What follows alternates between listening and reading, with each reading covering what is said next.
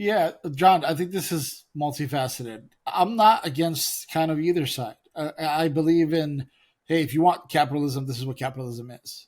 You can't just be mad because it's not an American company. At the same time, I do think there's legit concerns about the back end security, right? But here's, I think, the sentiment amongst the TikTokers. Because although you're on it and I see you post more now, I don't know if you consider yourself a TikToker just yet, right?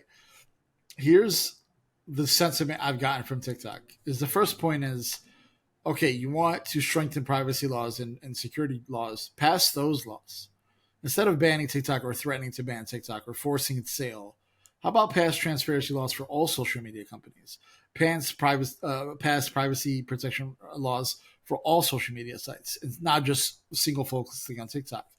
The second sentiment, John, is well, okay, you're going to make them sell it, and then some rich Republican white billionaire is going to buy it and then turn it into Twitter like Elon Musk did. How does that serve TikTok community well if he's just going to turn it into another right wing kind of echo chamber? That's the second sentiment. The third sentiment is, well, I'm on Twitter and I kind of trust the Chinese government more than I do Elon Musk. And I don't necessarily disagree. Look what he's done. And I do not trust Elon Musk as far as I could throw him. And yet I'm still on Twitter. And so I think it's a little bit too. What's this saying about seeing the forest through the trees, right?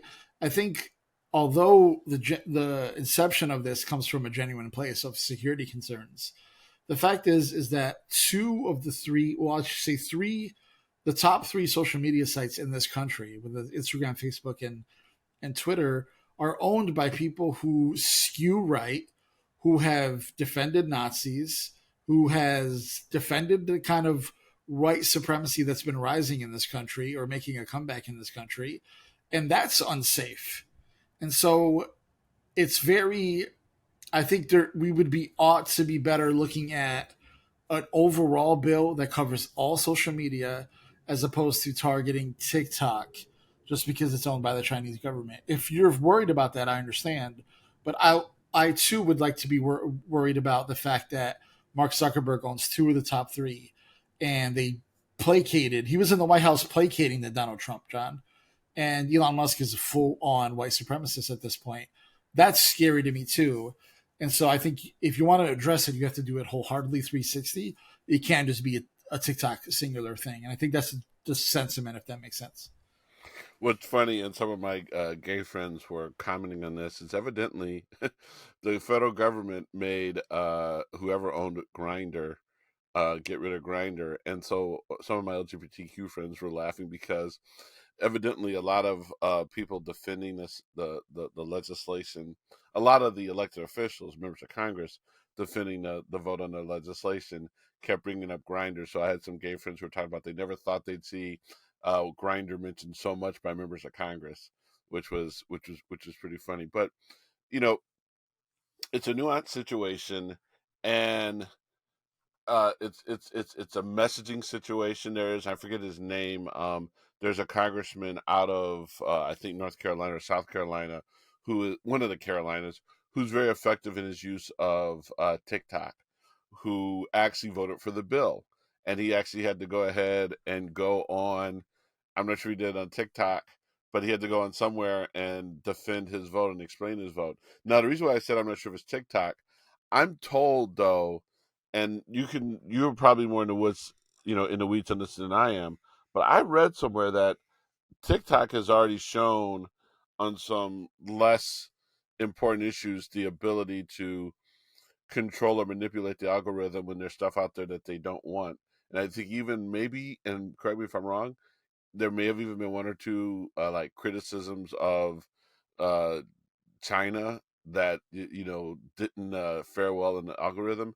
Have you heard any of that? That there has been some manipulation, and I had also heard, um, I don't have, even though given my position, I don't have direct information on this. I had heard that even when Congress was considering voting on the legislation, as I paid myself not to say ban, but voting on the legislation, that um, they may have been able to manipulate the algorithm to convince their users to call members of Congress, and they were only getting information for their members of Congress. And just, that backfired. I was told that that thing was in front of committee, was probably not going to go out of committee 50-0, but the way that TikTok moved, that whole committee said, man, nah, nah, son. So what insight do you have on that?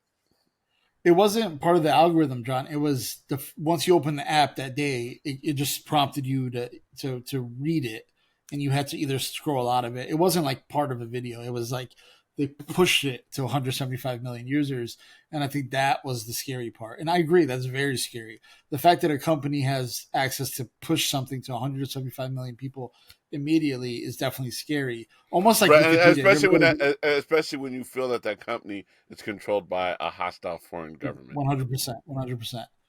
Similar to Wikipedia, you ever go to Wikipedia and on top they're like begging for the $3 or whatever it is. I want to say begging. They're asking for. Sorry, that was like a cheap shot, but they're asking for the $3. That's what it was. TikTok had put it as soon as you open the app that day. I think it did scare people. Here's what I will say about TikTok, and I've done a lot of reading on this. I wouldn't say that they're necessarily. If you picture some guy in a room doing this to the algorithm, that's not how it works, right? The algorithm is AI, and there's studies that shown if you create AI and let it run without deviating one way or the other.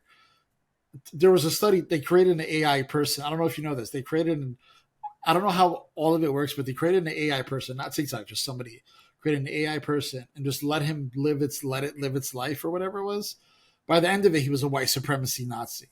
And so I think that the algorithms and the AI generally skew towards that eventually. They become extremism, they lean into sort of conspiracy theories, et cetera, et cetera.